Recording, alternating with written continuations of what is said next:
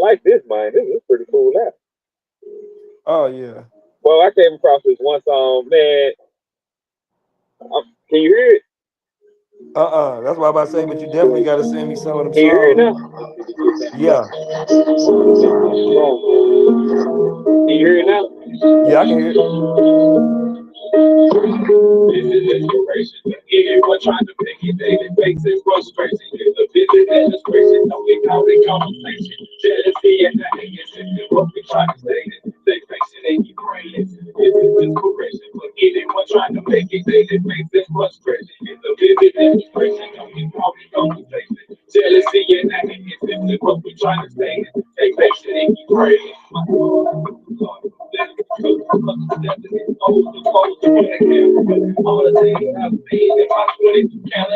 Well, we were so ahead of our time, man.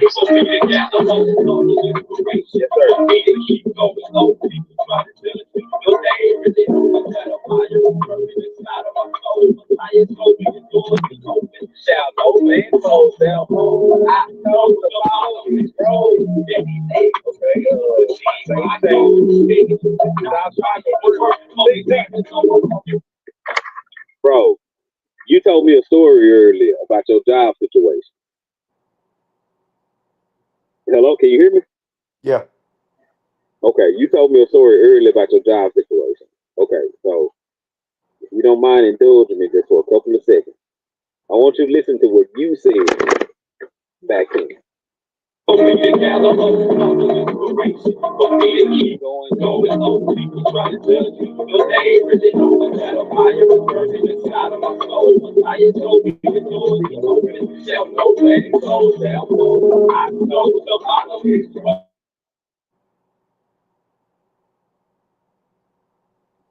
Oh man, you froze up, brother.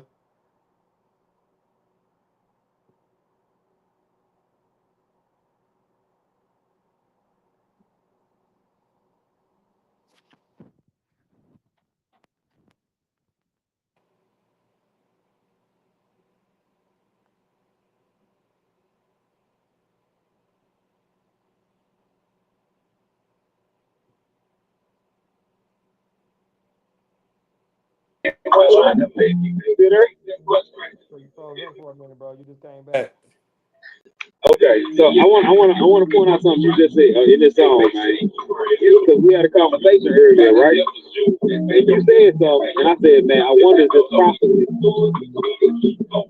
Okay, can you hear it?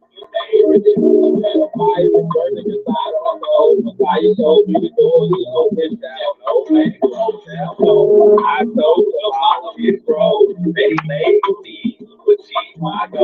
They need to job trying to work for this practice on the walking forward to work around you and the back.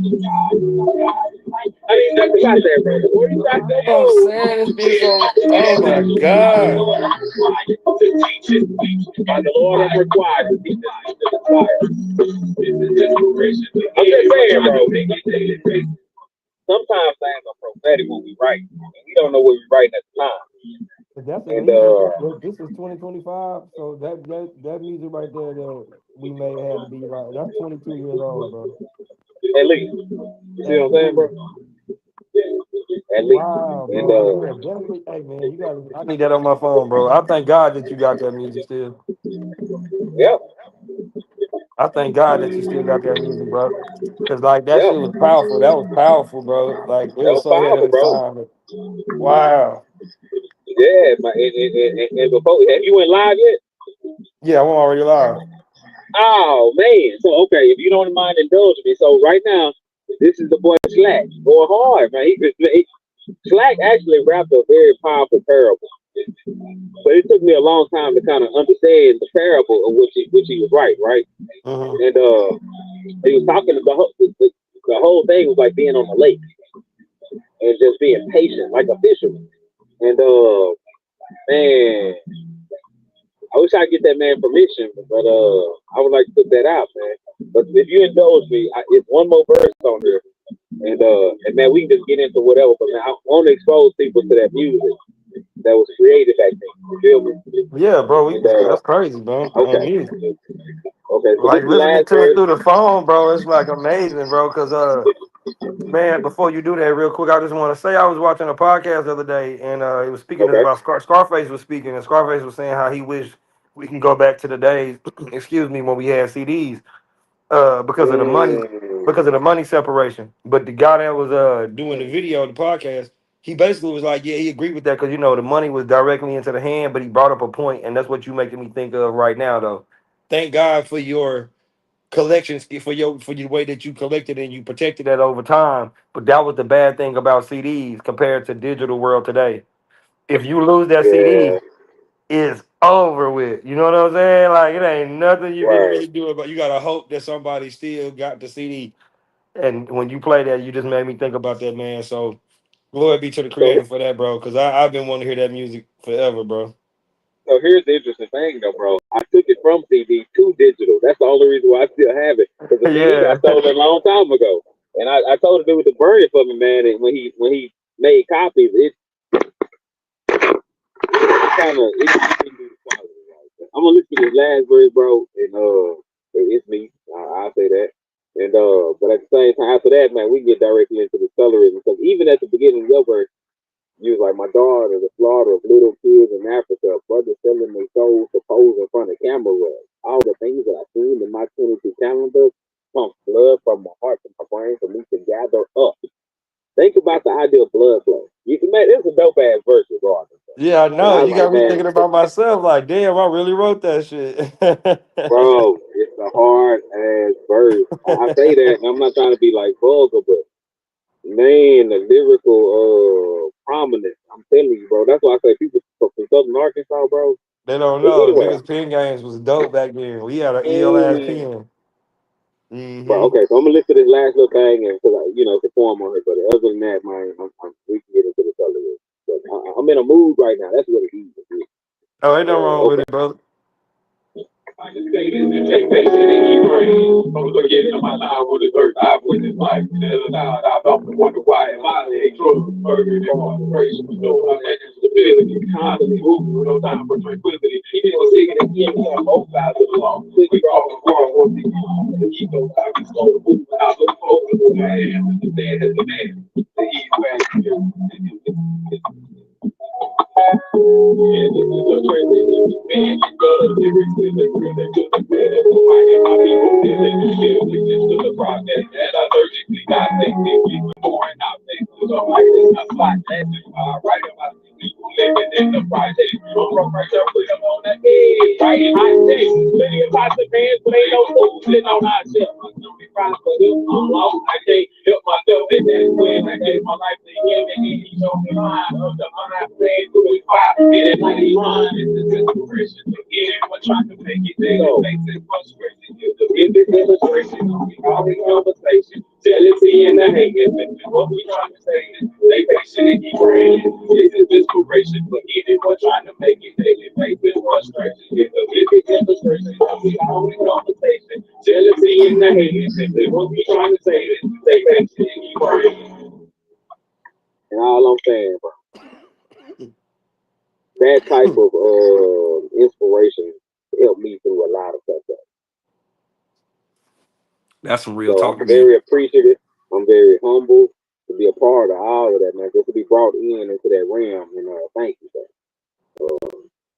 Nah, hey, On some bro, you real shit. welcome. Thank you for bringing it back to me, brother. Because, like, you know what I'm saying, to be able to hear that music, like I said, from 20 years ago, and it just showed how we started this journey, bro. We was always some open-minded young individuals, bro, some young kings on a passionate pursuit of everlasting knowledge, brother. And that Yes, shit never sir. Yes, stopped, sir. man. But it's beautiful to hear that in the music, and I'm glad you let me No hear that doubt. music because when you send it to me, I got to send it to my partner Ki that make the beats for me because I had texted him the other day and I told him to go back and listen to the ATLians and like Equipment album, and I was like, bro. I need beats like that. I need beats on that vibe so we can Bro, get back to that kind of shit we was doing right there, bro. 20 years ago, bro. That's amazing, man. It's amazing to still be here, but it's also amazing to be able to hear that for real. I thank you for still keeping it, bro. Cause I lost I, my shit. Hey, nah, I done lost so much music, man. I'm talking about thousands of songs probably just gone down the drain somewhere throughout time. Nah, man, I know exactly what you mean. That's why I held it so precious to me because there was a multitude of people that exposed. And so other than when dude messed up the recording, and I don't have like some songs like that dude. I think it was like Top Key. I think his name was Top Key. And Oh man, that's man, my nigga. the Hey, dude hey, from that nigga still Magnolia, make it. That nigga still make music, bro. Magnolia Elvis, that nigga hard. He's still hard to the bro. day. If I could ever get that one song about that girl that committed Man, look at my suicide, that's Mac. He go by it was Magnolia Elvis now, bro. That nigga, he Magnolia still, L. Okay, yeah, bro, still hard to this day. bro, Top key though. that was a phenomenal exposition of his writing. Yeah, bro, But you right. Like you that said, man, break we had some alone could talent. have just been We had some yeah. I'm real sorry. talent in South Arkansas coming up, bro. Only if we just Yes, knew the sir. game, bro. Only if we knew the game. By the If time we only learned the we game, knew we the was game. we was already older and shit. So you know what I'm Yeah, saying. yeah, yeah, yeah, yeah. Yeah. But So speaking of the game, you know what I'm saying? I'm gonna use that to segue into what we were speaking on, bro, with the colorism, bro. Because it came the conversation sparked up because of I was watching podcasts and I'm kind of behind because I guess this happened like a year ago or so. But there's an artist from South Africa named Tyler. You feel me? She had a song, "Make Me Sweat, Make Me Water." She looked like a little girl, to be honest with you. Like she is underage, and they just saying she over 21. But that's another conversation. Uh, right, because she right, don't. But I know, so I'm little. I've been skinny and small all my life too, so I can't judge somebody because of their stature. When it comes right, to right. age.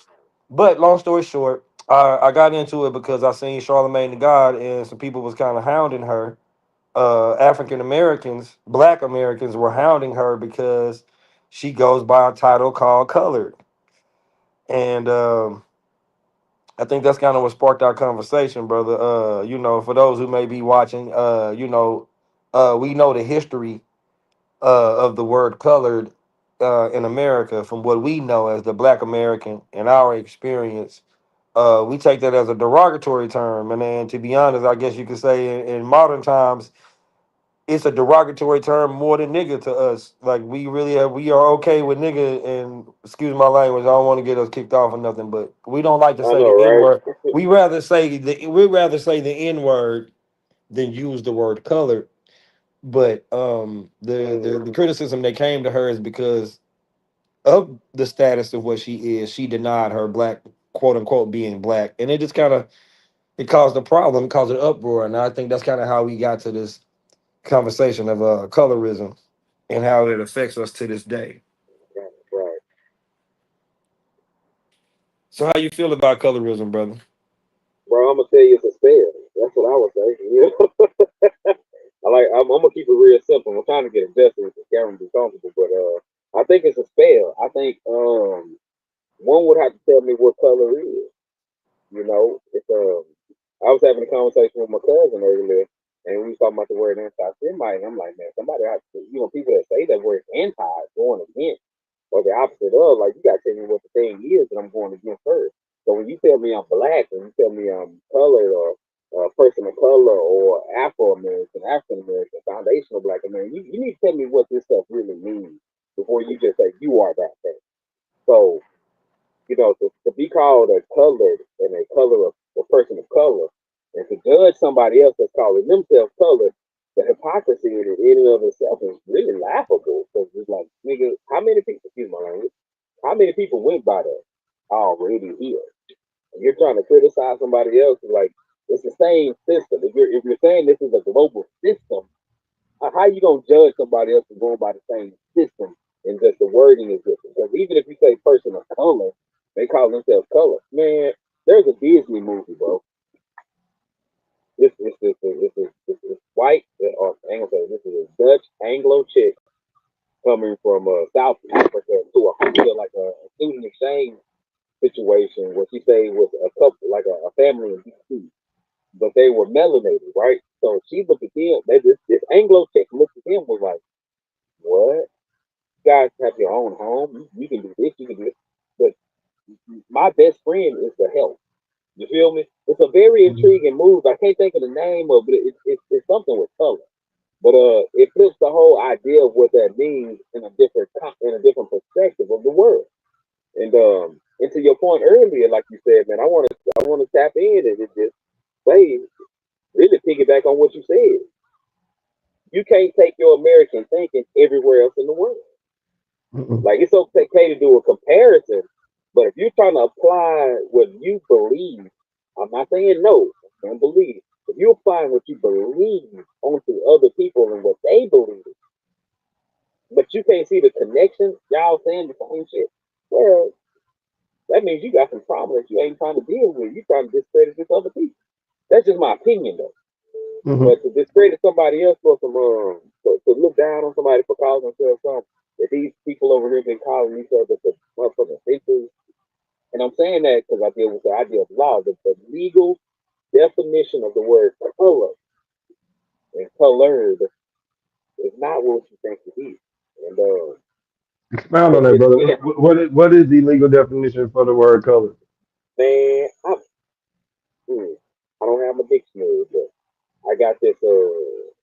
Man, I ain't gonna get off the app because if I get off the app to go to the okay, it deals with a similar, a similar crumb. It's something similar, but that which is not real.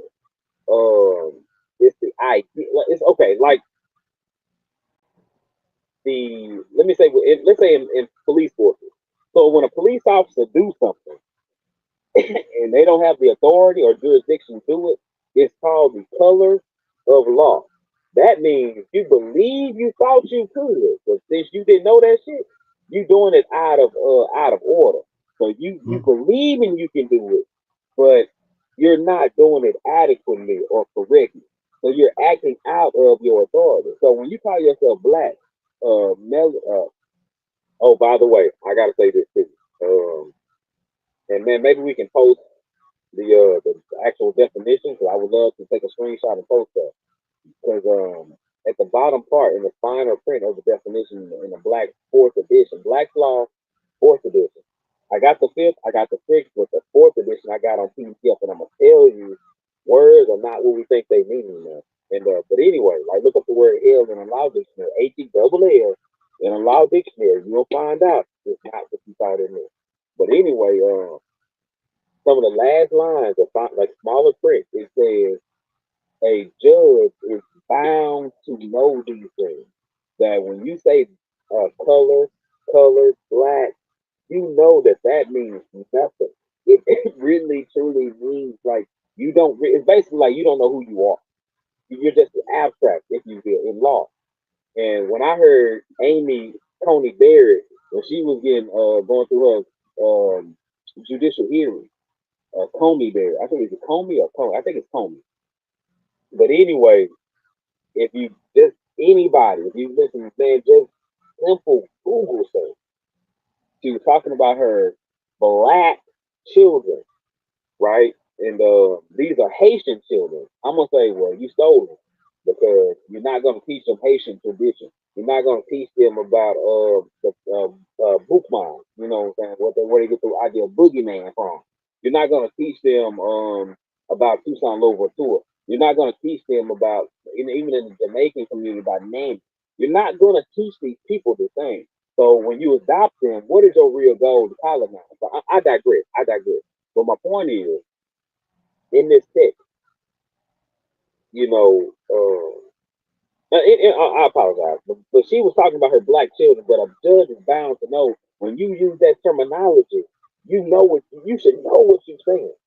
So she shouldn't even been using that because these are Haitian children. That's a nationality. You understand what I'm saying?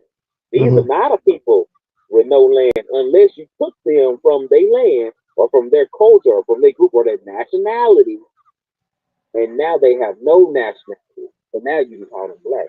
But being a federal judge, you should know that. A lot of times judges, man, these motherfuckers in law don't know a lot of shit. But the shit they do know, excuse my language, the things that they do know, they use it to their advantage. So if she's bound to know this, that means she was deliberately calling those children black to separate them from their nationality. That's just an example that anybody can Google, anybody can look up. And man, that's it's not hidden information. She said this in a congressional questioning hearing. She was saying my black because they asked because it was corona during that corona slash Black Lives Matter campaign there. So I think it was ironic, but I took that as a deeper message of what is she really saying? Why would she say that? So what I'm saying is, if you're calling yourself something outside of anything you can connect with a piece of dirt, you might just be saying some shit you don't know what you're saying. That's what it Mm-hmm. is. Because you got to make a connection to it. Most nationalities have a flag. Most nationalities, hell, even have a theme song. Most of them have a constitution. Most of them have, all of them have constitution. All of them have a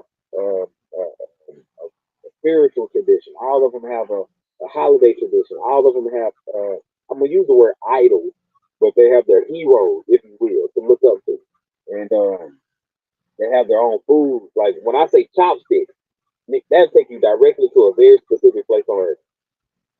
You Mm-hmm. see what I'm saying, bro? If I say a yarmulke, that's gonna take you to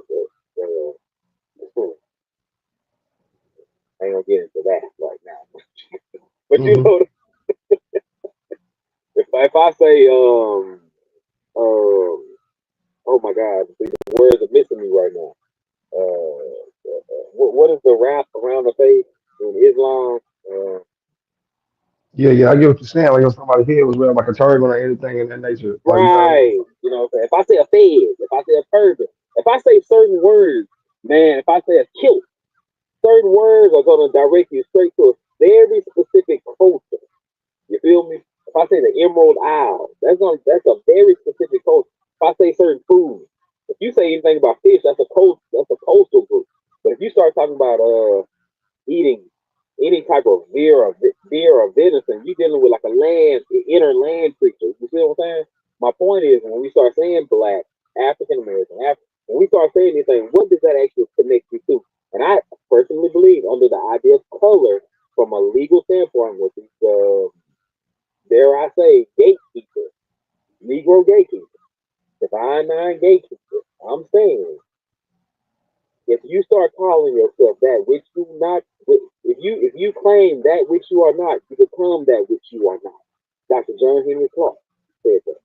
And I'm saying, if you calling yourself black, African American, Negro, color person, if you're saying all that, you don't know what that really means. You start then acting as if you start acting out the image that was given to you to be that which that is. It's a Mm-hmm. spell.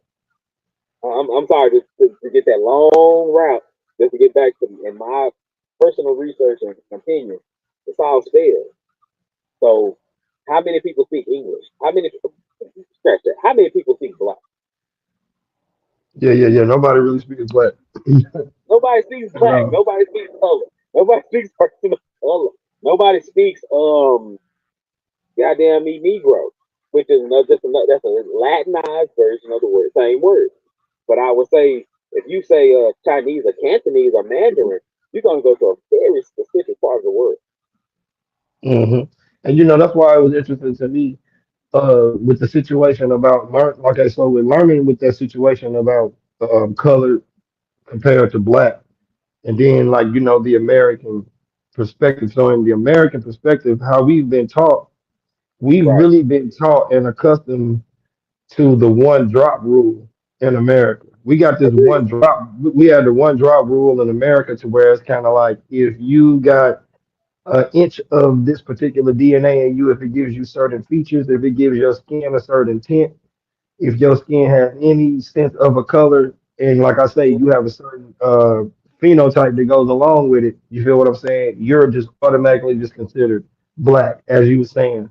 And then, but like now with Exactly. this situation with her saying that she's colored and she's not black, but black Americans got offended by that. But it's also not only not understanding that everybody don't see it the way that we see it, but Mm-hmm. also that gave me a new knowledge of the apartheid and how it created another race category Right. between Right. the brown skin mixed skin people that it's Hold like, on, you know hold what I'm on, saying? sis. It actually gave them their character. So they call themselves colored Right. because that's what it really represents. It's really representing a mixture. You feel me? So if Right. you Right. just Right. Right. 100% dark skin, you know, wide nose, you know, tight curl hair or whatever, you know, very, you know what I'm saying, like or whatever the case they might call nappy, quote unquote.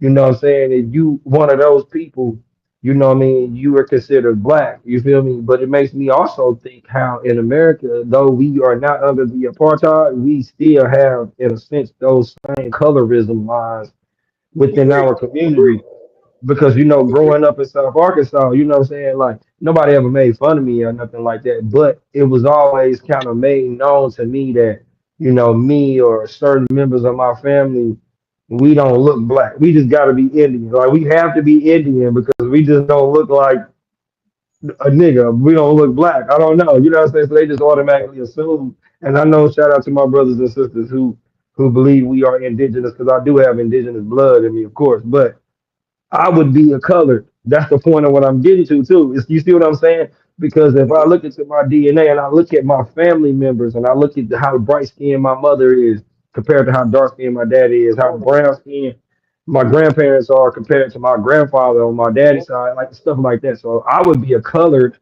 under the apartheid rules because I'm a mixed person. You see what I'm saying?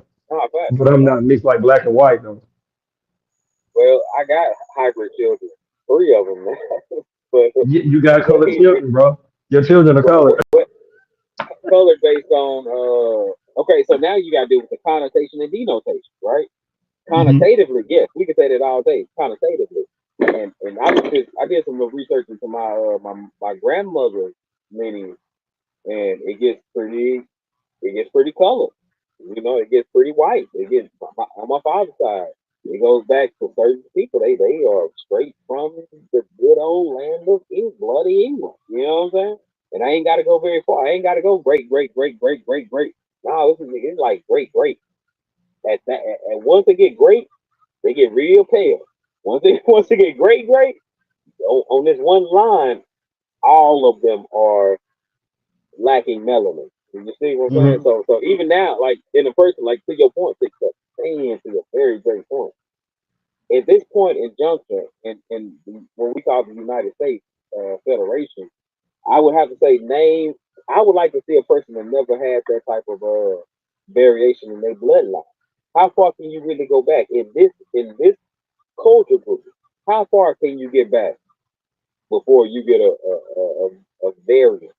And what I mean, like a mutation, you ain't gonna go Yeah. very you ain't gonna go You're very not far. gonna go You far. know what I'm saying? Like Everybody, yeah. If we do a DNA test, you're gonna see some French snuck in there. You're gonna see some German snuck in there, unless you're an somewhere, bro. immigrant, unless you're like Somewhere. a first generation immigrant. Like if your parents migrated post Right, slavery, right, you feel what I'm saying? Then your DNA is gonna be strictly, you know what I'm saying, based on that. You feel what I'm saying? But when it comes to the average quote unquote African American, and right, that's why it caught my attention is because the quote unquote African American community in just in these videos, I'm not saying because obviously I missed it because it happened months ago, but now that I'm hip to it, the African American is mad because I'm saying because she's not calling herself black, but right, the technicality of it is that if one, like you just said, if the majority of us were actually in South Africa, we wouldn't be black.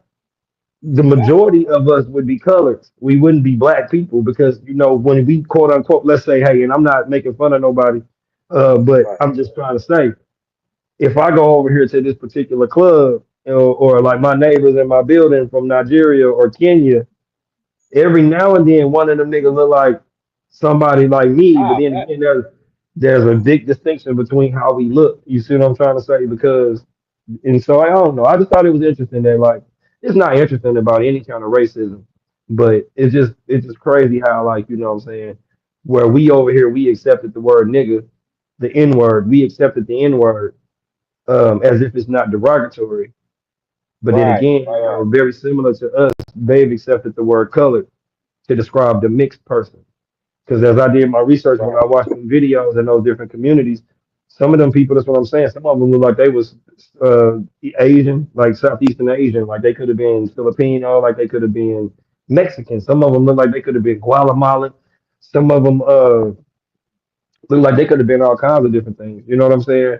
But right, the majority of them had a very like coffee brown tone. Or like I said, if they were dark skinned, they had more of what would be considered a negroid feature in America by Right. average. The average Negro in America looks like a colored person from South Africa, but they had their Nah, own culture. right, right. And you They can had their own see it culture separate among, from blacks. and you can see it among. It's that it's the study. What is it? It's not phrenology. Is it phrenology? Because I know it's the well, I know phenotype, the study of a skull shape. Like there's some things that just there. You know what I'm saying? Yeah, So I feel where you're coming from, bro, from a scientific perspective. And then I gotta ask, like, how many generations, how many creations or offspring do it take from if you start off in China, like you say, start off in China and you come here. If you're 30 years old, you come here.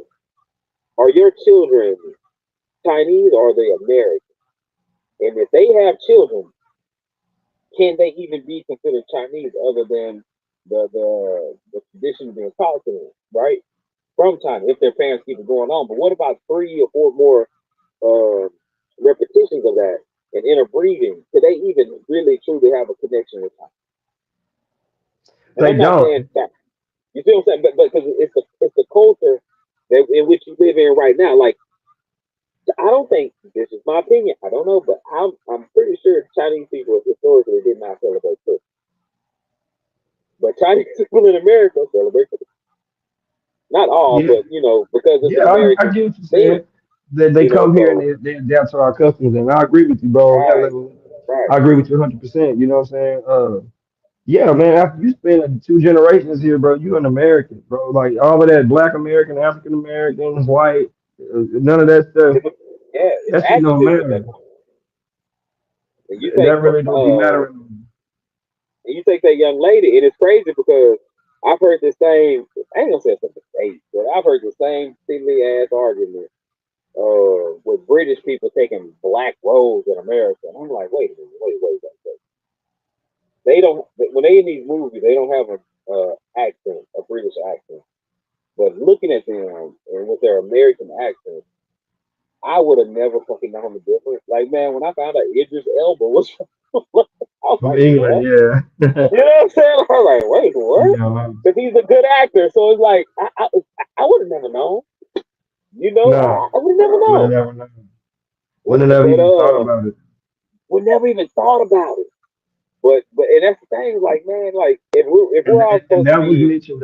My bad to cut your wisdom, brother, but that was like mentioned on one of the documentaries that I had seen, and that was the perspective of what one of the South Africans was saying. Was like, you know, the worst part about it is that when it comes to Black Americans, it's nothing against us. It was just basically saying, look, the N word is offensive worldwide to all people, no matter okay, what country people of color are in. But they was like, when it comes to the African American, you feel me? They've accepted everything that we've done and everything that we've tried to do, out of a certain respect of what we've been through over here. But at the end of the day, we don't. I don't think we really realize that we all over the world. You feel what I'm saying? I don't think we really know that we all over the world, man. We ain't just only in America. I think, or only just in what we call Africa or whatever the case is. So sometimes we think that all Black people going through the same thing here, everywhere that we going through here.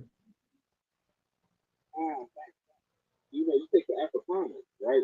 These Dutch and German people that invaded South Africa, the story. But but man, if they've been there 200 years, can they really even call themselves Dutch or German anymore? Now, what they did and what they're doing, like with laws and all that, yeah, it's foul. I will admit, as a celestial being, I'm gonna say that's foul. But nonetheless, if they went back home, they wouldn't be accepted back home. You know what I'm saying? It would take like 3 generations for them to acclimate at least. Because going back now, like even being used to the weather in South Africa and going to Germany, you know what I'm saying? I'm not saying Germany is a cold or a harsh place. I'm saying the weather is different. The foods are different. The availability of resources is different. So if they were to get kicked out and have to go back home, like they wouldn't be able to adapt to that shit. It's just like I'm Mm-mm. African American. Okay, go to any place in Africa. Go, go to that gigantic landmass and just go fit it. So with the young lady, um, it sucks because man, they you know, like you say they Judas her. I don't know if that's the word I want to use right now, but to treat her like that, to say that black people need to sit together, it shows me. You know what? It makes me wonder, bro. What podcast did you saw that on? So Or again, what podcast did you see her on when she did that?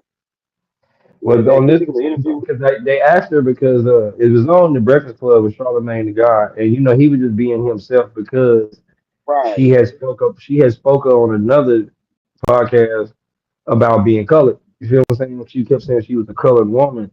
So, right, you know, Charlamagne trying to be, you know, black man power, trying to put her on the spot, basically right. saying, like he said, so you consider yourself a South African colored woman. He was like, what does that mean? So he had this attitude asking I get it. like But my question is he the was reason. giving her that cool tone. He was giving her the cool tone, like she was being a cool, but Right, I was about to say it was really his own ignorance of what I'm saying. So she just didn't right, answer it because she basically had to come out to say it. Like she knows that in America, if she says color, we're gonna see it a certain kind of way. But it's actually not that it's any better because it's still colorism, but colored is an actual group of people and they call themselves that. right.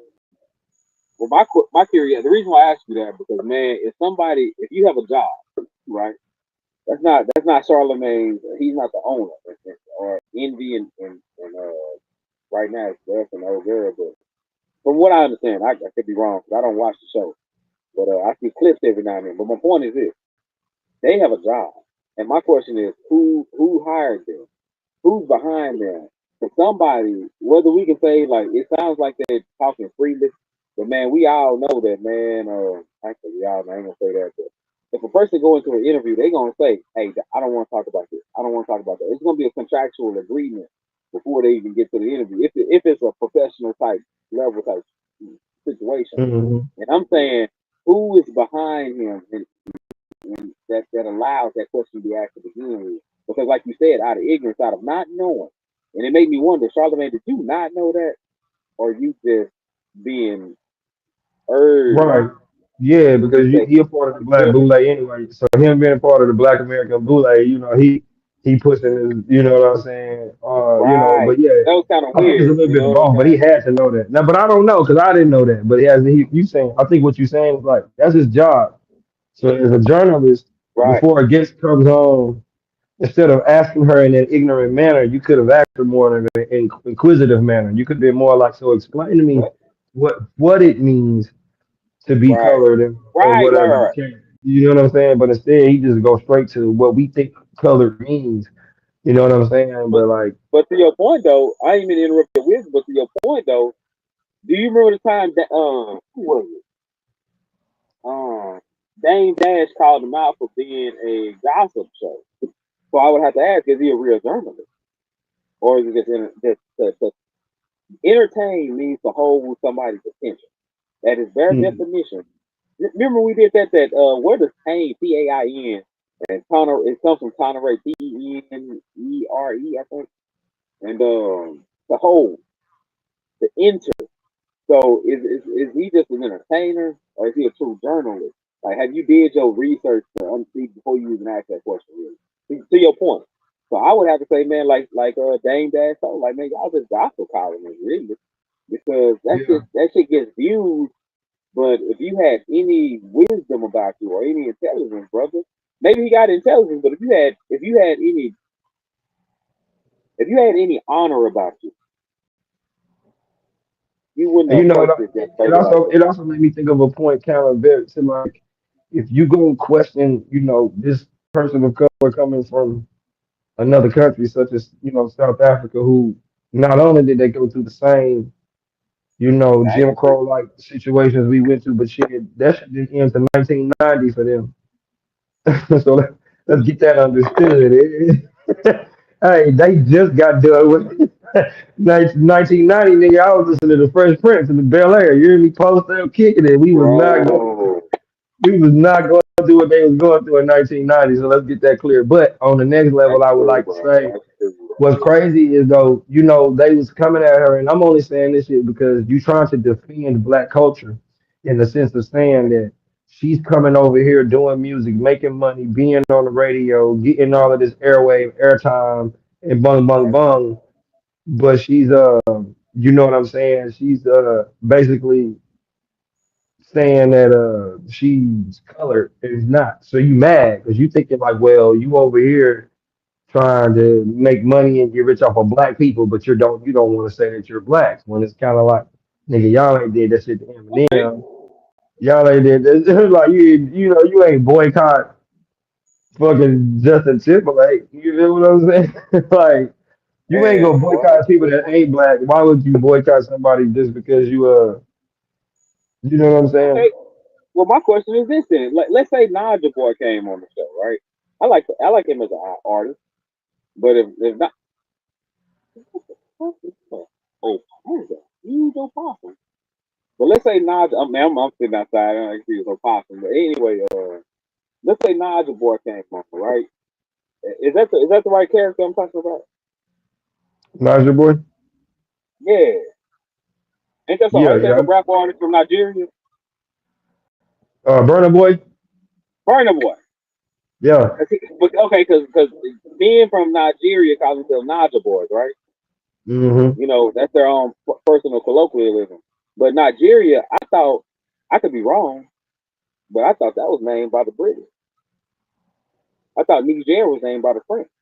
It was. You're right. And I'm saying, so would you take anybody from Nigeria and when they call themselves Naja, would you really shit that? Would you ask them that same ass question though, bro? Because they fit in the same category. You see Hmm. what I'm saying? So that's why I say, man, I don't know.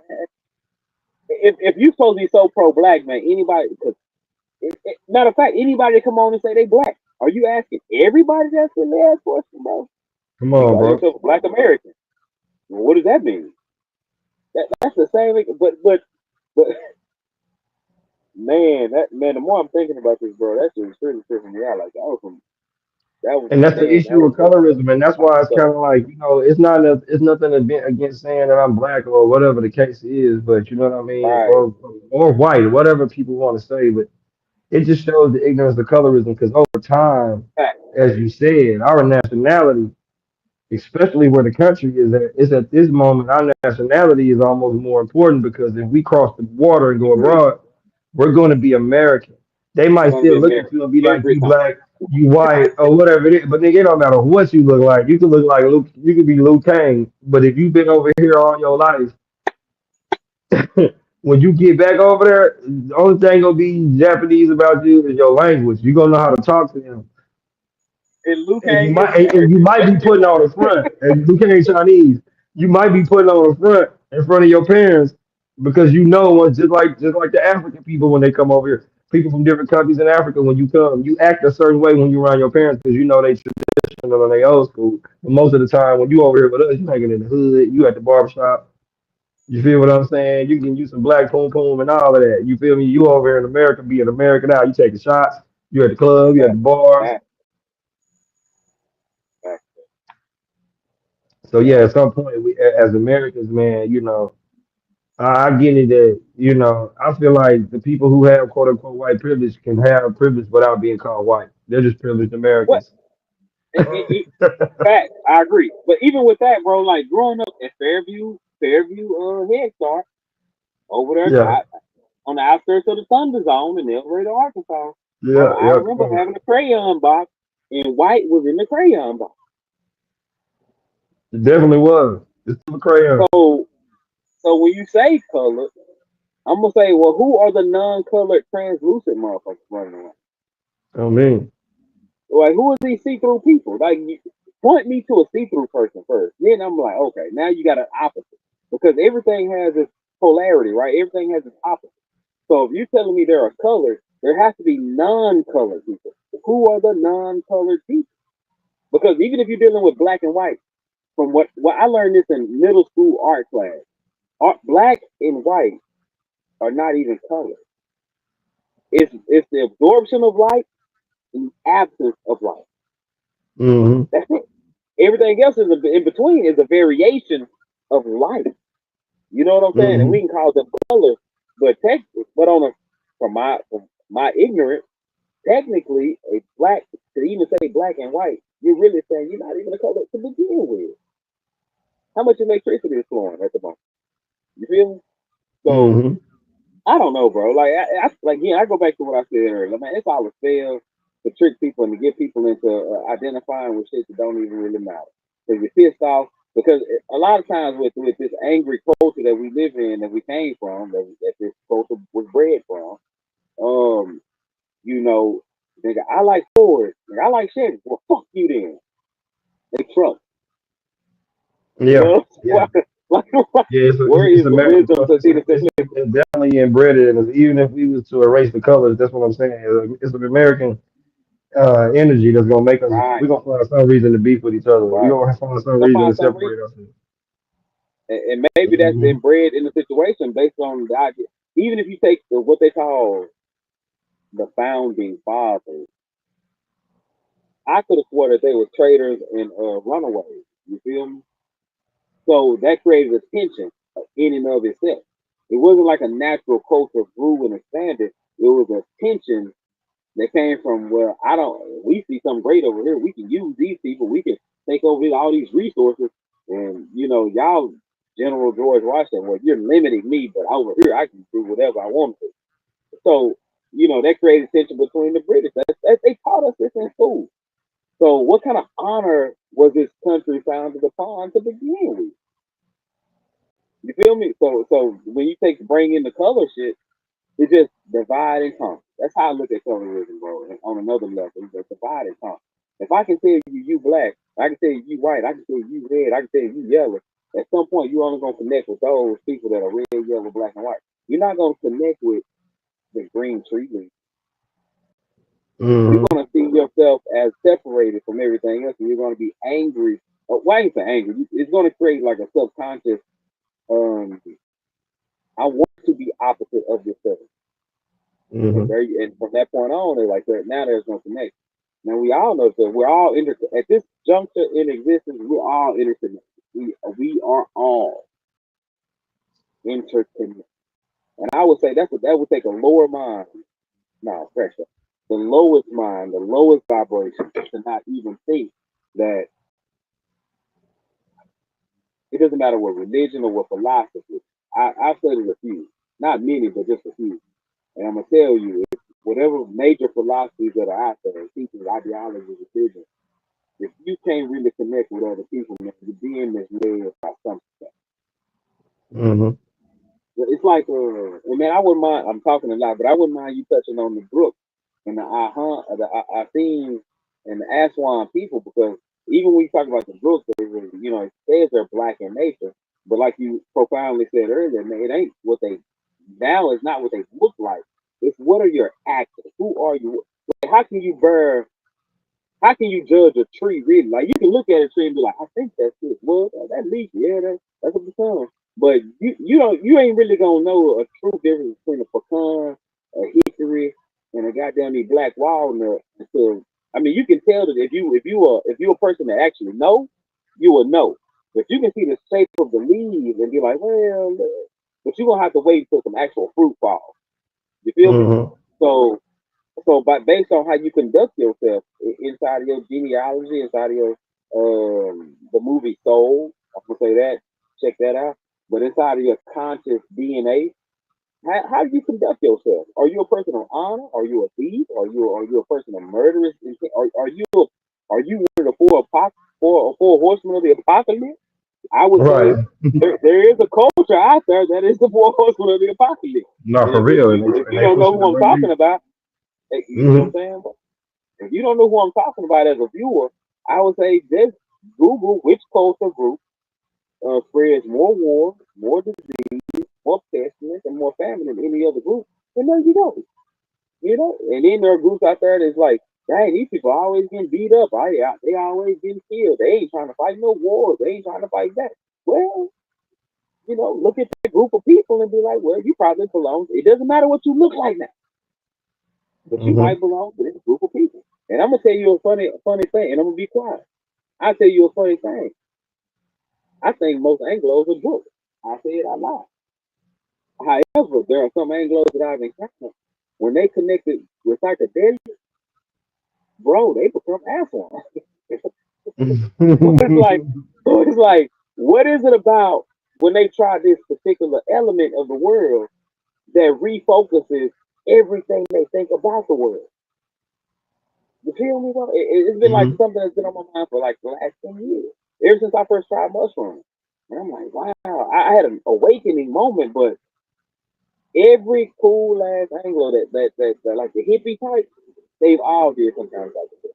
I'm I'm not saying all of them are bad, but I'm saying like most have done psychedelics, and they have a different connection with nature, is what I'm saying, Mhm. than I others. know what you mean. And I'm I mean, wondering it's the truth. what is it about that?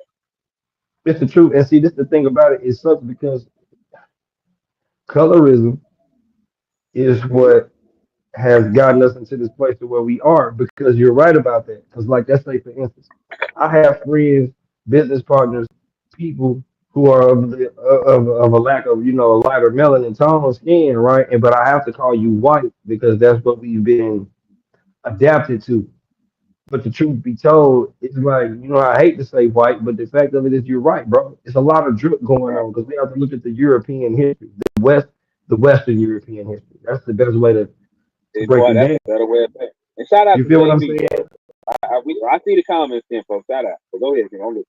Oh, damn, I ain't even see the comment. How you look? Let me go over here and look. You, hell yeah, JB. That's my cousin. What's happening, brother? I ain't even been looking at my comments all over. My bad, bro. Uh, but yeah, man. You know what I'm saying? Like, look at the history, and that's why. You feel what I'm saying? And it's like I say, it's nothing against any particular person of, white color, because there's people from Persia Hmm. who are the same skin tone. There's people from, China, Japan, that's that particular what we would call of a lower melanated skin color. So that's why I say it's fucked up to say white. Right. But we know their history. Right. So, so those people, when it comes to talking about Right. the history of the Japanese people, or the history of the Persian people, or the history of the Greeks, history of the Latins and the Romans, like we know those histories. But when it comes to just the people who established this particular system and where they came from, man, them, we read it in their history. They were drooks, bro. Because you got Odin and you feel me? I'm just saying, bro. Like All you good. already know what I'm saying. Like they was a lot of war gods. It was a lot of I know trickery that. gods. A lot of, what I'm saying. And that's the difference, which is obviously what made us a more of a docile people when they came. You know what I'm saying? And even when we got here, that's also what made us a lot more docile to the religion. You know what I'm saying? Because we were already a spiritually based people. You know what I'm saying? Like at the end of the day, you know what I'm saying? So you're right, bro. It definitely drooks. But I mean, on the book, I mean, yeah, because color goes back so far at the end of the day, and Right. At the end of the day, that's it kind only of go the back to yeah, that's the point of what I be saying about colorism is the fact that you know what I'm saying. There's always been people of multiple colors in a lot of always. societies, always. But it was just that in the modern time, people got to realize that that's still a part of the slave propaganda, the slave agenda Agree. was to teach color. And until Agree. we Agree. break color down, you know what I'm saying, to my friends who were quote unquote white, you know what I'm saying? Not that you come around me, I don't want you to be afraid to say black around me because I'm sure that's Right. the only way Right. that you can That's the describe word. somebody. But I think all Right. people gonna Right. have to Right. Right. come to but all people got to come to the understanding that at the end of the day, if you're calling people black and white, you're still contributing to that situation because there has always been people of color mixed with other people. People have colors. So with that being said, you know what I'm saying? We're just one of the first societies to emphasize a race by a color instead of by culture. And that's where we get it. Agree. That's where it's been really misconstrued. You know what I'm saying? Race should always Right. be judged by color, not necessarily, I mean, by culture, but not the color. Feel me? And that's why we misconstrued. But also, that's why they don't understand the black on black crime. So that's why I hate when I hear black on black crime, is because it's like, no, it's not really black on black crime. It's just normal genocide between human beings. But it's so many different of us. We're so many different tribal cultures that it's really no different than the Celts going against the Franks. You feel me? If the Celtics was fighting the Franks and shit like that, Mm-hmm. or you know what I'm The saying, North is difficult. The Right. Saudis are fighting the Persians. You feel what I'm saying, or the Turks against Right. Right. y'all call those wars. Y'all call those, you know, people they try to you go and assist Right. those situations. You niggas ain't finna go assist the Bloods. Y'all ain't gonna go assist the Crips. You know what I'm saying? Because you just want to make them. And I'm not condoning Bloods and Crips either. But I know what you're saying. But the point of what it is that yes, you know, and that kind of in a sense that kind of rounds back to the whole colored versus black thing when it comes to the apartheid is because yes, there's a difference between us. So that whole one drop rule is gonna have to get out the way because calling us all black is kind of the problem. By making us all be in this category where you call us black and now it's like I gotta like this nigga, I gotta like you, bro, because you black. Man, that's fucked up. Right. You take somebody like a Kaepernick or Barack or what's the quarterback name? The Anglo boy, Mahomes, because he's from around here. I'm saying if they grew up around their Anglo side, I don't care what drop it is, and even they would still be considered from that culture. But even if the one drop rules, right? Like who created the one drop rule? So even if you melanated people be like, your daddy black, your mom black, you're going by the one drop rules that I thought was created by people you said was racist. Like the logic of the shit. So it's like to your point, bro. It's like a to me, it's like a design to keep you thinking to separate your own self from. Mm-hmm. And that's weird to me because like you said, like if if we've been here, well, we fought good. We've been here for 500 years. Like that means you're an American, bro. Like you can say what you want to say. And I think it's fundamental. Like back to colorism. It's so crazy about it that people identify with a crayon, but they can they find it on their job applications. But I ain't never seen just American by itself on any application. Any Right. kind of paper or form, health form, goddamn your passport.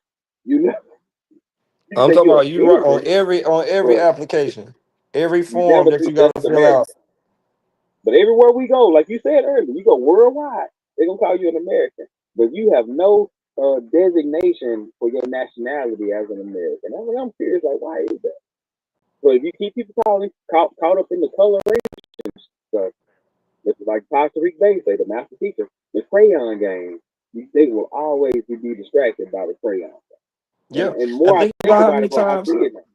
Think about the pressure, the anxiety. Think about, and it Come might on, sound crazy to think about this, come on, but think about what the average Anglo American go to sometimes when they got to come be on now. white and don't want to be white. Man. Like you feel what I'm saying? Think about the times where where they human morality kick in and some bullshit going on. And in Mm-hmm. the back of their mind, they knowing like, damn, man, this is some Mm-hmm. bullshit. But they might try their best to be quiet. They might try their best to bow Mm-hmm. down, close their eyes, close their ears. You feel what I'm saying? To try not to be a part of it because they be knowing it's fucked up, man. Colorism, it even plays on both sides, bro. It play. I You do, think, you know what you I'm do. saying? And I'll say something real crazy right now. Me and my Anglo baby mama, uh, when we started dating, she said something intriguing to me. She said, "I know I'm white.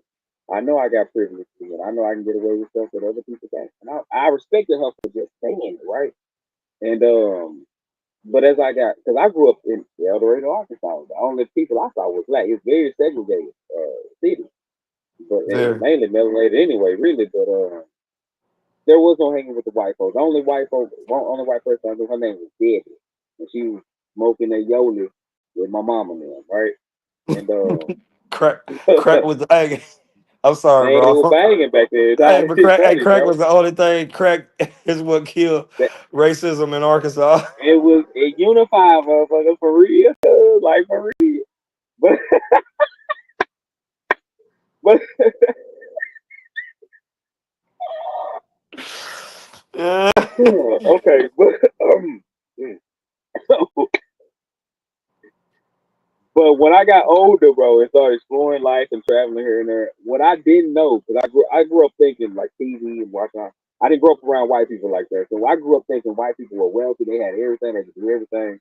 And bro, it wasn't until I started traveling and actually meeting and integrating, and I'm like, oh, it's a lot of you broke ass motherfuckers like us. You know what I'm saying? And then you start looking at the statistics, and man, it's only really two groups in America. Three, I'm gonna say three, stretching it out, but you got poor, wealthy, or in between. Yeah.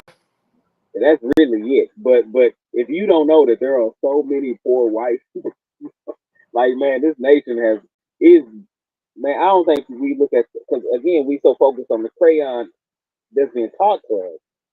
Like, do you know how many poor Anglo descendants there really are in the United States? Yeah, It yeah, is yo, me, all of them ain't got quite money. a few. Yeah. Mm-hmm. Like the grand majority. When I mean, like, okay, so the whole welfare system was created just for these people. The whole idea of like GI loans, all of that shit. Like, it's still called the New Deal by Franklin Delano Roosevelt. It's the American social and welfare system. It was created to protect and make sure that these broke, these povertized Anglos had a chance to not be extra poor.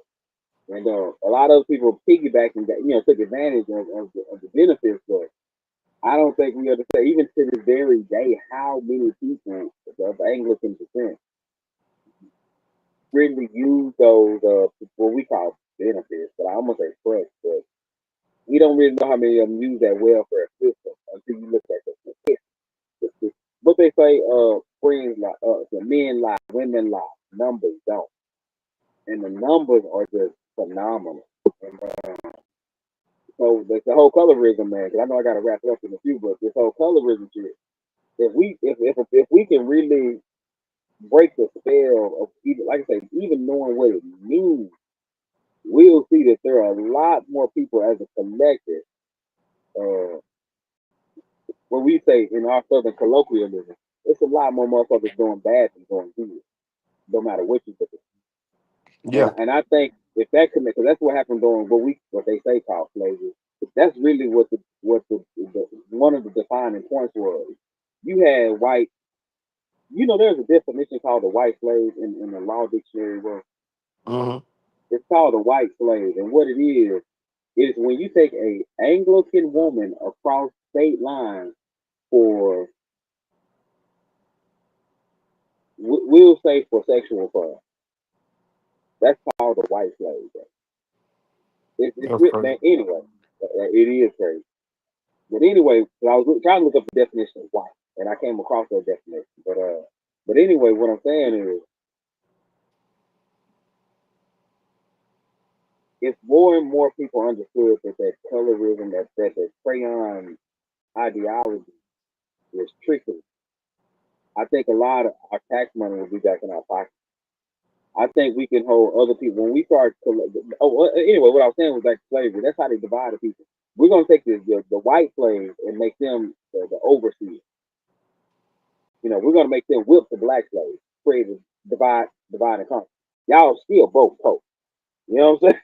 Yeah. But we're gonna give you an extra biscuit. We're gonna give you an extra slice of bacon. We're gonna give you one new outfit a year instead of one new outfit every 5 years. You feel what I'm saying? We're gonna make you feel special, like you're different. And that shit just perpetuated over time. And all this stuff can be looked up. Like anybody can look this stuff up. That's what's so crazy. It's not even hidden knowledge anymore. People say, "Oh, they're trying to erase this and erase that." And I'm like, okay, it's a federal institution. They can do whatever the fuck they want to, whatever they're giving their money to. What are you doing for yourself? You telling me them books and shit still don't exist? You can't go out to the library or go order a book that same text that talk about the same stuff. You're doing more complaining than resolution or solution oriented thinking, and that's fundamental, in my opinion, fundamentally a problem. If you're problem thinking as opposed to solution thinking, we're gonna always be poverty. Yeah. I mean, power time, we gonna always feel oppressed. We gonna always feel behind because we just not. Yeah, exactly. Because colorism, I've learned. I mean, I've talked to a few wealthy people, and I'm gonna tell you that shit don't come up in conversation. But with people in poverty, that shit comes up a lot in conversation. You feel what I'm saying? So it just makes me wonder, like, what kind of spell is this? Who put this on our mind to really look at another human being and be like, you're this crayon. I don't like you. You're that crayon. We've been taught to not like you. But if you're both poor, y'all have a lot more in common at that point than crayons do. You feel me? If you're just going by pigmentation, I'm gonna say that's cool. If you want to live your life based on pigmentation, that's cool if that's what you want to do. But that's you that's you swallowing poison expecting the other person to die. Yeah. It becomes illogical at some point to even think like that. Like if you believe in a god or a higher being, to even divulge or put any time towards this crayon stuff, I would then have to say that you're not really honoring your deity like you think you are. Mm-mm. Let your deity proclaim that, and I'm gonna say, well, you following your deity very well. But if your deity talks about love, peace, and harmony, love your brother, um, sister, I'm gonna say, love the children, respect the elders, I'm gonna say none of that involves crayon stuff. So what are you really basing your crayon ideology on? I would then say you need to fail to keep you fighting against each other. Keep four people fighting against each other to make sure you never, ever, ever, ever even think about protesting or going into one of these gated communities and knocking over the door. You know what I'm saying? 'Cause it ain't just Anglos and gated communities. You know how many? And man, I'm gonna say something funny, guys. It's funny, but it's just a thought. You know how many nail shops, donut shops, and hotels and gas stations owned by Asians, right? And I'm not Yeah. saying a particular type of Asian, far east, north. I'm saying we all put hotels, the Indians and Pakistanis and the Central Asians, man, they got that shit locked up. We all know the nail shops, the Southern Asians, the Vietnamese, the Laotians, the Cambodians, they got that shit locked on lock. Chinese, we know these Chinese restaurants, they on lock. You know what I'm saying? Look at who working there is my point. And I'm saying, why don't you ever see these people protesting about being young? You know Exactly, what I'm bro. saying? Why? Matter of fact, here's my real question. Here's my funny question. Where in the fuck do these people be at on an average Wednesday or Thursday at Walmart? Like, where do they Yeah, order all they shit from? because you Because know you what, never brother? see these people out as a group. Like, you know, like, Hey, it's where? funny. It's funny that you brought that. You brought that back, or you brought that because I was gonna bring that up on the point that you just made. Very similar Okay. to the white slave. It's the same Mm-hmm. way for the immigrant. When the immigrant come Facts. in, we're not gonna allow you to own too much property in our main property. But you niggas can go Facts. over there. Facts. We'll give you all the businesses that you want if you put that shit in the hood. You feel what I'm saying? Like, and it's been Mm-hmm. like that since the Reformation era, where like when the because you know there was Chinese slaves, you know there was Mm-hmm. the people from India. We know they've been under bondage by the Europeans, by the British up until the 1960s. So that's what I'm saying. We got to keep all of that in mind too. So like when they brought them people, when them Facts. people was escaping from the prejudices that they were dealing with over there, it's almost like our government was like, look, we doing the same shit to people over here, but the difference is we'll let y'all be the slave drivers. We will let y'all go in their Yeah. communities, take all their money, build your economy off of them, and then you can go build your own Chinatown. Then you can go build your own little, I ain't gonna say mosque, but because Hindu, but you can build your own little section of town, your own little Yeah. neighborhood where y'all can go chill, like you were saying. That's why we don't see them on that Yep. Sunday at Walmart, because they all in their own neighborhood, in that Yep. one neighborhood that they live in, but they spread out and go make money in the ghetto, and it ain't always on purpose. That's why I say Nah, once I agree. again, you know what I'm saying? It's because the system has been set up like that. So it's best for them to just be like, you know what? I'm just gonna play the game the way it is. Yeah. I'm gonna If put a I gotta store in your open up community. this, hey, if I gotta sell Lucy cigarettes to these black folks all day, that's what I'm gonna do. I'm gonna I'm sell not some gonna live in Lucy. your community though. I'm gonna work. I'm gonna operate in your community. I'm not gonna go get a house to Oh buy God, this pump of beer. I'm gonna take all them bags of clothes that you bring to me and clean them and iron them for you. But I'm gonna be mean as hell to you when you come in there. You know what I'm saying? Because you mad, you really mad because this is what they left you with. You Mm, mad because mm. they made you open this business over here in the ghetto, and you got to deal with all this crack infested, drug infested, gangbang infested energy just to make your money. You know what I'm saying? Before you can Right, just, right. because it ain't, I ain't saying because you could be any race and get a place down. I'm trying to get a place downtown. I'm not, so you feel me? I'm not saying that you can't, but you know, you get what I'm saying. That's where it started I from, is get what I'm trying to say. That's why we see more of them in the neighborhood, is because they're more likely to get that grant to move in the hood. not I, man. Exactly, man. Exactly. And I take the melanated people that complain about this shit. And I say, because on the West Coast they always talk about the Korean stores, and I'm like, man, look, you ain't got to. If you complaining that heavy, why are you going in there? Like the logic sometimes don't even make sense. Have you tried to like make a business like? But I get what you're saying too, though. Bro. It's designed a certain way to a lot people, immigrants. They're from what I have found out, they're basically trained upon coming in. Don't interact positively with these people, and it makes you wonder. You know, what kind of campaign, like who orchestrates this? Like what would make a person want to orchestrate that type of campaign to say to these group of people, don't interact with these group of people? Like what is on your mind to hate these group of people so much you don't want nobody else to interact with them positive? Like what kind of scheme is that? Like what do you Hey, know about that group of people that you don't want nobody to come? I know, man. You That feel shit's me? crazy. It's Yeah. I seen my cousin JB said the fight between the brothers. I mean, I guess that's why the Hebrew Israelites really believe in Jacob and Esau. Well, you know, because it don't make sense. Like why are you so jealous of me? Like, they're not even jealous. It's just why you hate me. Why would you hate Oh, somebody you hate that. to That that much. point to where it's at now? Yeah. You know, and even though we far past a lot of it, it's just crazy. You know that how did we get to that point to where it turned into Yeah. that? Right. Right.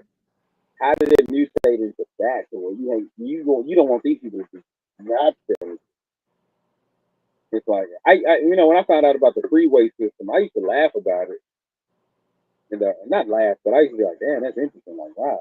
And then when it happened to El Dorado through Douglas, I was like, "Oh shit, what the It was a shit just went worldwide so project, crazy?" bro. That's just like It was Lake literally Lanier in worldwide Georgia. project. You ever Right? heard of that? Yeah, I have. Man, there's a lake down here called Palestine, and one of my good brothers, man, Broderick Freeman. I go down to people's land and go fish on the lake, man, and he was telling me some history. He said, "Man, all this wasn't a lake." Yeah, especially this portion right here. It was a river here, like a creek, because the river flowed through. But he said, man, all this is a farmland, like black, nothing but black people on this land. I was like, what? So now all you see is water. But yeah, he gave me the history on it, man. Like right here in it's right there, right down the street, like 10 minutes down the street. Well, 15 minutes from where I stay man. Lake Palestine in Power, Texas. When they built the dam and flooded the Neches Valley, I guess you could say, the Neches River, it creates Lake Palestine, and he said there were so many people in that area never made it there. They got Hey, wiped I out. just seen Like my cousin literally JB. wiped JB out. said he said they own the stores in the hood, and they picked one of us to sell their drugs like in the movie Paid in Full. Like, yeah, that's true, because you know what I'm saying. Mm-hmm. Hey, opium definitely doesn't come from America. No, it don't. So let's get that. No, it don't. that opium is not coming from America. So you know what I'm saying. We did not invent heroin. It's just like how we didn't invent the perico. You feel what I'm saying?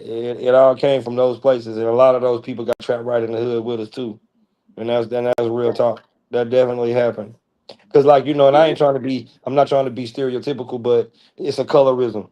You feel me? When you see brown people, you feel me? When I see a gas station and there's brown people there, I'm expecting the parking lot to be full of homeless people. Mm. Hey, Mm. I'm Mm. expecting the gas pumps to not be put together. But Well, when you but when you walk in, that nigga bars got on the every windows, Hey, you hear me? But got every selection of cigars you want. Nigga got all the beer brother, there. He got all the liquor you want. He got the little gambling machine over there in the corner where you can play on. weed, do rag, Do long rags, tees. t-shirts, incense. Why I ain't never seen a Jamaica Me Crazy incense in 7-Eleven in Penn Square? I'm in Oklahoma City. I ain't never been to Nichols Hills and pulled over and seen them. You feel what I'm trying to say? Selling goddamn Ah, Jamaica be it's crazy crazy for some neighbors. incense. Some neighborhoods, but and see that goes back to we talk about gentrification, right? But this is the colorism playing a part too. I ask people, man, look up what GEN really means. To gentrify means to add to produce, to add value, to grow a community. That's what it really means. So if you're complaining about growing a community, because you got to get past the spell, the white people they coming in buying everything. Who's selling it? If you're saying And somebody's buying, somebody got to be selling. So what about putting back into your own community, loving your own community? But hey, these bro, do you gatekeeping know, Negroes keep that shit going. bro? I'm pretty sure you do know, but do you know that on what you were saying with the gentrification, that is like a part of Section 8 also? Hmm, I looked at like when you go, I mean, didn't like know in the sense of like when you know what I mean, they started the shit. Like I'm about to pull it up too, bro. We got to make sure we get this law book. But I read it when I because there's like like we all know Section 8, but there's like Section 8, but there are multiple sections. Yeah, yeah, yeah. you feel what I'm In the name saying. in And and of itself, one yeah. of them has to do with the redevelopment of a neighborhood. It's just not an individual thing. It's not an individual loan that a community could get. Like you know what I'm saying. How like when we know Kind of about like section, hood. we only know about section kind of like HUD. Yes, we only know about like Section 8B because that's how we get. You feel me? Like Right, right, the housing for free, but that whole thing can rebuild it. That's why I think about it. When you get a Section 8 house, it's got to pass a certain inspection. right. True, indeed. So the house has to be built a certain way. It has to be up to date. It has to be built. So that's the same, and that's where they get their money to build it. Like they get their money to rebuild these neighborhoods. It's all a part of the Section 8 money, bro. On God, it is. Mm, But it's just a different article. It's not Section 8B that we all are common with. We all know Section 8B. But like you well, said, bro, knowledge I is what learned you're that from saying. you though, brother. I ain't never thought about reading into the law like that. You feel what I'm saying? And one day I looked up what Section 8 was because we always talk about it. What happened with Section 1 Hmm. through 7? I was wondering, like, Exactly, what the fuck is exactly. Section 1 through 7? Why niggas only on Section 8? Why we only know about 8? Like that's seven whole numbers before All you right. get there. So I had to figure out Yeah, what was going on, and that's when I realized that you got different articles and sections within these, yeah, but we don't be knowing yeah. how to access this. This is how you get highways built. This is how you petition for taxes to get passed to do city projects and things of that nature. You see what I'm saying? They're not paying out of their pocket. They're making money off of it once the land is established, like monopoly, but they're not really paying out of their pocket for a lot of this shit when it Exactly. comes to communities. If you see a whole community pop up, come on, bro. Welfare. It's welfare, exactly. It's Hey, I welfare. It's listen to just people. it's just not that kind of welfare we're thinking of. You know what I'm saying? Because Exactly. We've been trained to think a the certain way. moving in, Yeah. they're still paying to live there. So they're not getting money they're not getting money, they're not getting paid money in their pocket to live there. But this money is what generated this neighborhood to put up these brand new condos, Mm, to put up these new mm, shopping malls, so these people can move into it because they have the money to mm. afford it.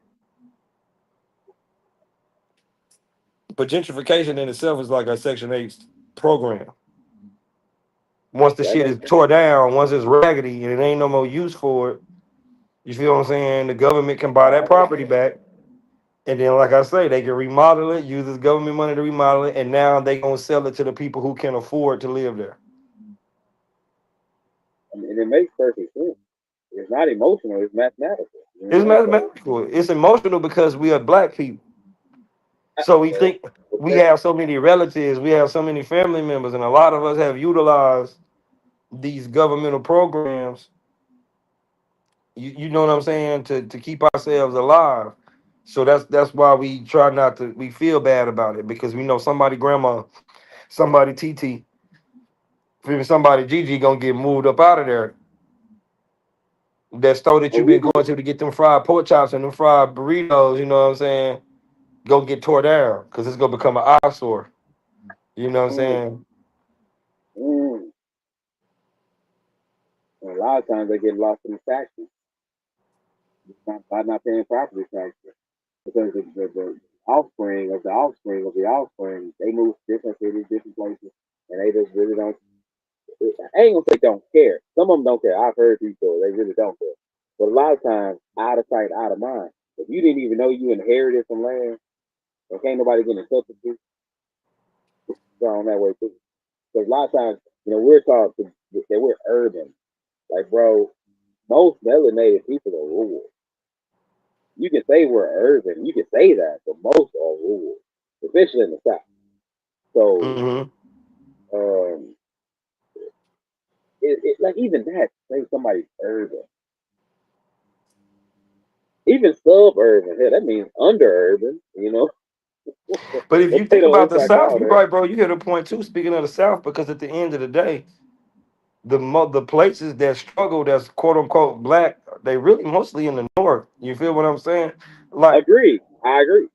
and Like the then big cities, maybe like Memphis. Philly and shit Maybe like that. New Memphis is York. kind of out of hand. But when you really think Man, about like the Dallases and the Houstons, and then like you say the Lancasters and the fucking, like, you know what I'm saying, the Seagullvilles, like, you know them mhm. towns. You be like, bro, it's a lot of towns. I'm pretty sure East Texas where Yeah, you at now, and we know of in Arkansas. Like you said, we from towns that's really majority black people. You feel what I'm saying? At mhm. the end of the day, like, you know what I mean. So yeah, yeah, yeah, on God, like that's a northern city statistic. I agree. I agree. 'Cause traveling has taught me a lot. I Hell tell yeah. anybody, man, travel, but don't just travel to go party. Travel to learn about another part of the state, another part of the city, another part of the country, another part of the world. Just travel to learn, and man, you will see that there's so many commonalities. It's like we focus on the differences, but there's so many commonalities.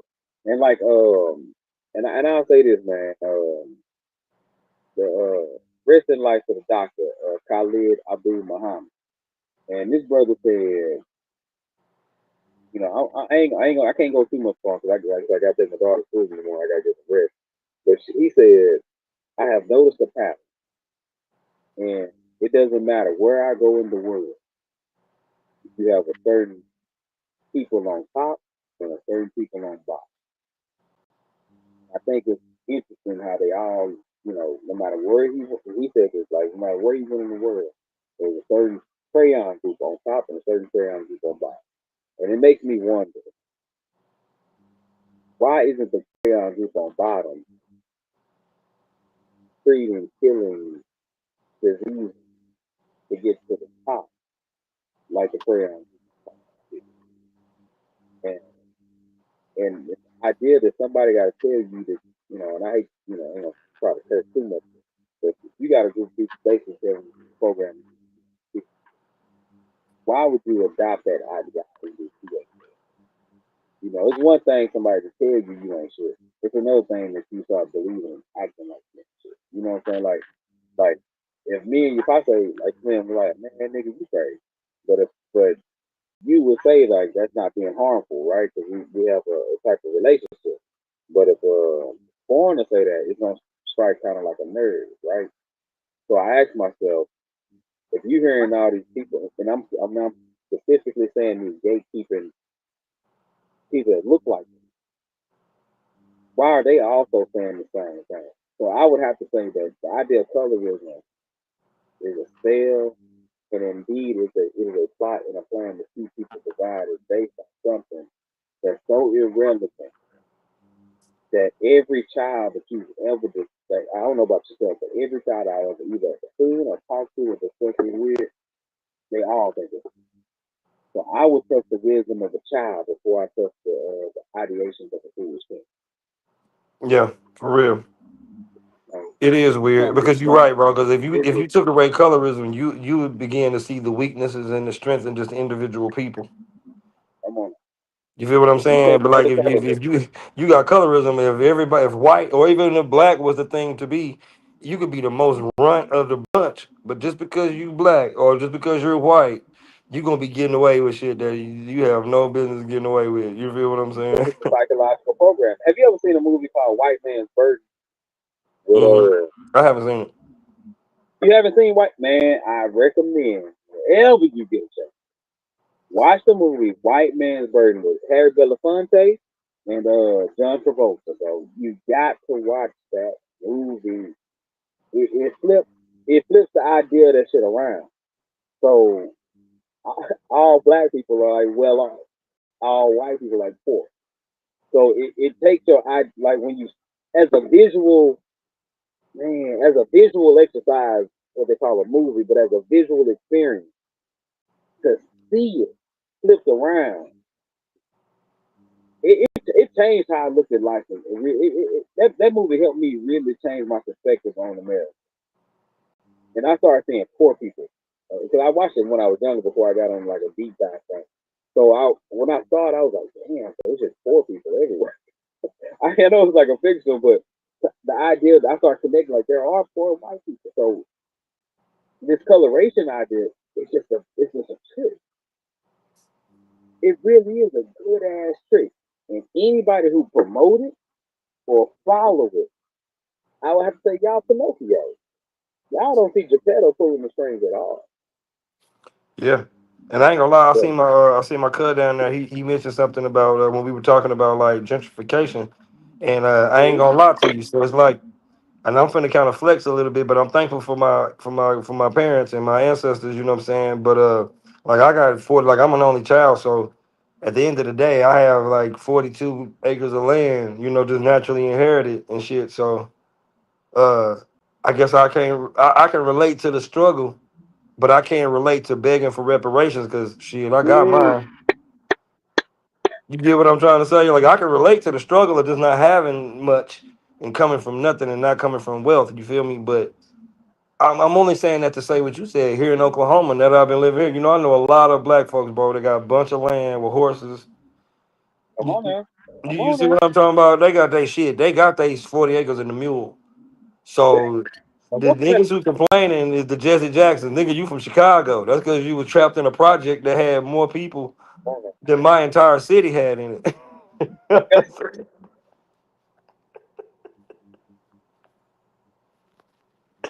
You come from a Hey, they building be that bragging about this. Camden got 10,000 people, nigga, 12,000 people in your project building. Hell yeah, y'all struggling with that. And they brag about it. I'm from this, I'm from that, I'm from this project. I'm like, you come from somebody else's experiment and you bragging about that shit. I grew up in the project. That's an experiment. When I saw the word Hillsborough apartment project, when they put that sign up when I was a youngster, I was like, it wasn't until Mermill Elementary, fourth or fifth grade, we learned about science projects, right? And people start doing science projects. I learned about what a project was, and I would come home and I would see that same word, and I'm like, is this the same thing? Because the word is the exact same, and I come to find out, time goes by, like it was exact, it was a housing experiment. And I'm gonna tell you, there's a documentary, bro. YouTube is really There's a documentary on YouTube about the apartments in Europe. This is like back in like the 70s, 80s. When I tell you, it's the exact same situation, but they all Anglos. They went. What I'm saying, they went through and going through the exact same situation. Man, that documentary really opened my eyes. But man, I felt bad for them Europeans, bro. I really did. I was like, dang, y'all ancestors fucked over a lot of people. Boy, I sure feel bad for y'all. But boy, them projects look at me. When they obviously all projects when they first get built, they look fresh. Yeah. But bro, I ran looking into at that these culture children, shock when I had went to and stayed in Brooklyn back in the mm, summer of 2013. That's when I ran into that reality. I think I was riding the train one day going to like Coney Island and shit just on some experiment, like just a venture or whatever. mm, And yeah, I came apart through a part of Brooklyn where it was like the Polish project, and you got the clothes mm, hangers from connecting from building to building, and come on, just I'm talking about. I'm like, yeah, boy, we be saying we from the projects down here. No, we from the apartments. That's why they had to change the word. we That's why go the ahead. young. That's why the young YNs be saying apartments now because them are not the projects. Right, right. And even that is, it's crazy because an apartment. I found out that is, in America, it came from slave quarters. Because Hmm. they would build houses apart from the house, and it would be like several of them in one, like maybe four or five, one in one building, but it would be separated from the house, apartment. I'm like, damn, that's how Me we. and my girl was having Okay, that conversation today. I was telling my girl how like I was like, man, bro, these words are deep. these Spelling, words are deep. Yeah, spell. it's I was breaking all that shit down. I be like, man, etymology was hey, if man. anything out of the Bible I pray for, then I can tell you that the creator gave me, nigga, was the gift of interpreting tongues. Cause I definitely learned that's my little secret nerd. You know, you into it too, brother. But my secret nerdism is learning words and the origins and the etymology of these words and what they mean. And that's one thing we stick on, which is goes back to what we speaking on with colorism. You know, people got to understand these words is power. It's like, I mean, I don't. the solution for me, it sounds very simple, is to say, hey, let's just throw it away. I mean, you know, because I ain't gonna lie, I get offended the same way a person from the rainbow community, from the LGBTQI community get offended when you don't use the right pronoun.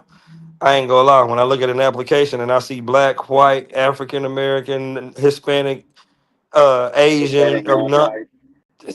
bro, that should be pissing me off. I'll be just as offended as they is about pronouns.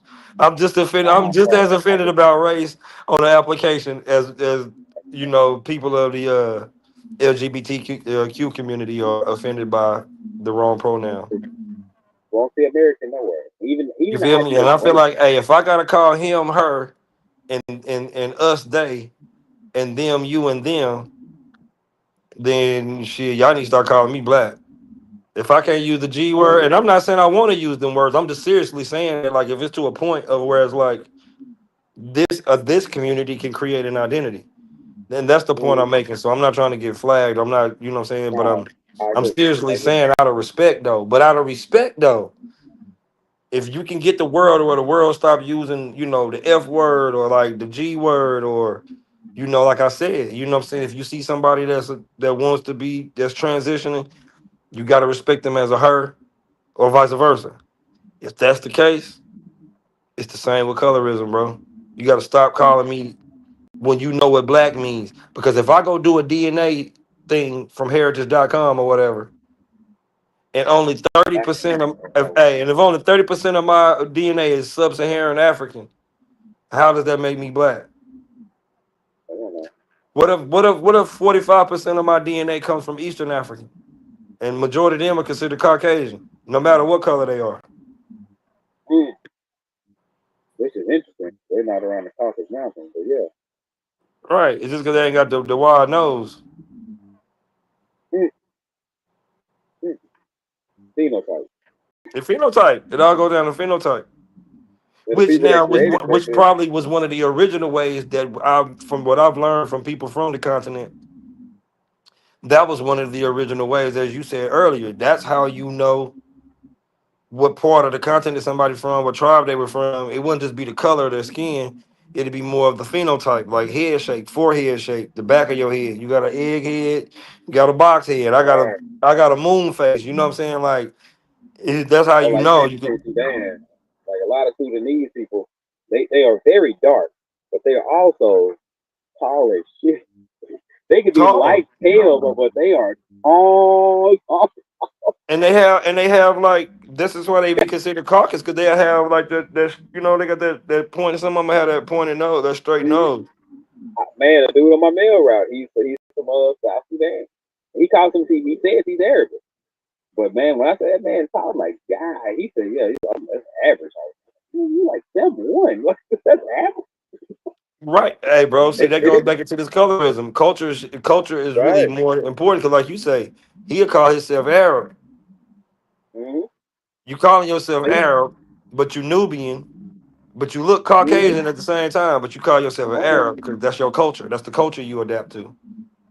Yeah, it is funny because he's a Christian as well. So there's that. But his brother came. I tell you, I saw his brother not too long ago, and I'm telling you, bro, they both like someone. He's younger. Like, so what I'm saying is biologically, like you get the Nordic people, they're generally tall. You know what I'm saying? And even with them, they can all be pale skin. I was reading this book called by Fran. God, what is his name? It's like the anthropology of man. And what I was reading, and he was talking about how like that even in like when it comes to like the Nordic people, northern people, you can have blonde hair and blue eyes, but if you have black hair, brown eyes, they gonna shit on you bad because you're different. So that created friction just based on their hair color. And I'm like, man, that's kind of weird. But if you start looking at the Welsh, the Scottish, the Irish, like man, those other, they really didn't fuck with them like that, which is whatever. But And then it we ain't. talking I'm about finna hair say. color at that point. I'm Some finna of them a go little left bit field darker, with it, but bro. Because one thing about especially the quote unquote black man though, bro. When it come to women, we don't give a f. well, that's You got true a too. handful of Dr. Umar supporters. You feel what I'm saying? That stick to it. But bro, the Well, average black man,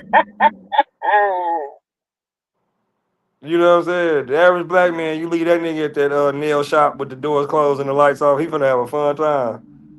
You hear yep. me? I, He ain't gonna think I tell twice people, about it. I tell people all the time, my favorite color is pink. I don't care what the island. Hey, that's one thing about us, boy. We don't care at all, nigga. Like we ain't got no shame in it. Every race is down to dibble and dabble. You feel what I'm trying to say? But I've literally But met more people in this colorism world that will not talk to a girl because of the color of the skin. You feel what I'm saying? I agree. And I that's think melanated people are way more accepting and open to other cultures. Thank God. yeah. And even if you don't date them, you're still more open and welcome. I think that it's a phenomenal thing. But I ask myself, what is it about those people that makes them more accepting and open to other cultures? But man, I gotta get out of here, bro. I got Yeah, me man, too, it's bro. I gotta get up 10 over. My early too, brother. God, Hey, I can go hey, we for a gonna sleep. hey, Man, we we gonna could have lock been for in. another Hey, we gonna hour of a conversation. hey, shout out to everybody on Facebook, anybody on Hey, shout YouTube, out, bro. and all the different outlets that man we streaming this through. Shout out to my cousin JB, bro. My bad, man. I didn't have the comments on. Hey, JB, I appreciate the comments, bro. I appreciate the wisdom. You were sharing some good stuff. I appreciate it, bro. Yes, sir. Yes, sir. But hey, man, we just gonna get back in, man. On the next time, man, we gonna tap back in, brother, man, for sure. Salute. Hey, all we need is another topic. Yeah, we gonna come up with it for sure. Peace and blessings, brother. Hey, peace, bro. All right. Shit, I don't even know how to end this.